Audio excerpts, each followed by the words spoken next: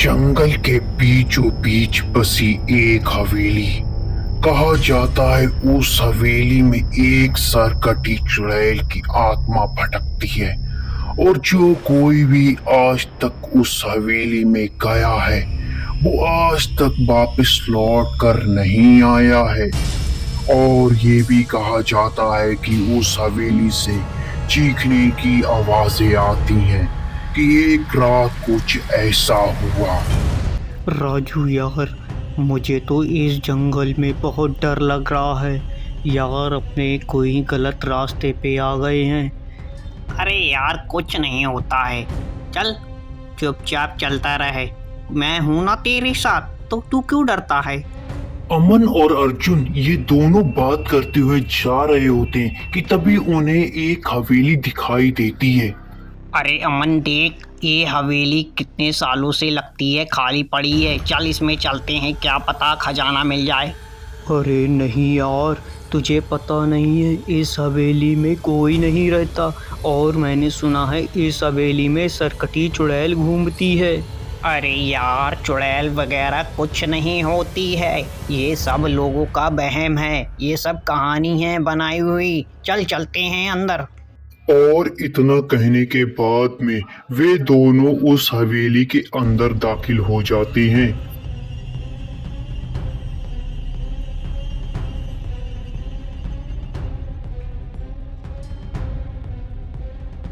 अरे अर्जुन, अभी भी समय है, अपने चल वापस लौट चलते हैं। अरे यार, तू हमेशा ऐसी ही बातें करता है। चल, कुछ नहीं होता है, मैं हूं ना तेरे साथ। अर्जुन अमन की बात को नहीं सुनता है और वो हवेली के कमरे में जाने लगता है। जैसे ही वे कमरे में पहुंचे, अचानक से धुआं उठने लगता है। तुम लोग यहाँ आए हो अपनी मर्जी से, अब जाओगे मेरी मर्जी से।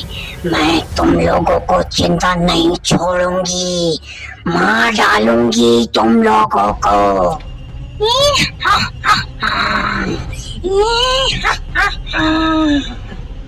नहीं छोड़ूंगी। उन दोनों की किस्मत अच्छी थी जो वो उस चुड़ैल से बच गए। वो जैसे तैसे उस हवेली से बाहर तो निकल आते हैं कि तभी उन्हें ये एक औरत मिलती है, वो बूढ़ी। कौन हो तुम दोनों, और तुम इतनी रात यहाँ क्या कर रहे हो, और तुम इस हवेली में क्यों गए? तुम्हें किसी ने रोका नहीं? हम दोनों उस खजाने के लालच में उस हवेली के अंदर चले गए, लेकिन हमने देखा कि उसमें एक सरकटी चुड़ैल थी जिससे हम जान बचाकर भाग रहे हैं।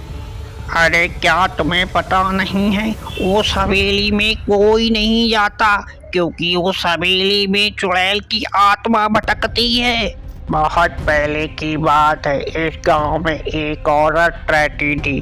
वो काले जादू का प्रयोग करती थी अपने फायदे के लिए, और वो लोगों के बलि चढ़ा दिया करती थी।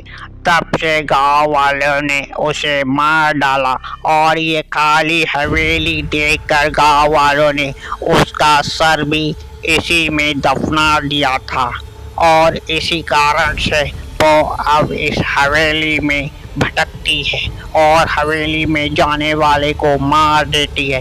इसीलिए गांव वालों ने इस रास्ते को भी बंद कर दिया था। भगवान का शुक्रिया करो कि तुम दोनों सही सलामत उस हवेली से बाहर आ गए और तुम बच गए।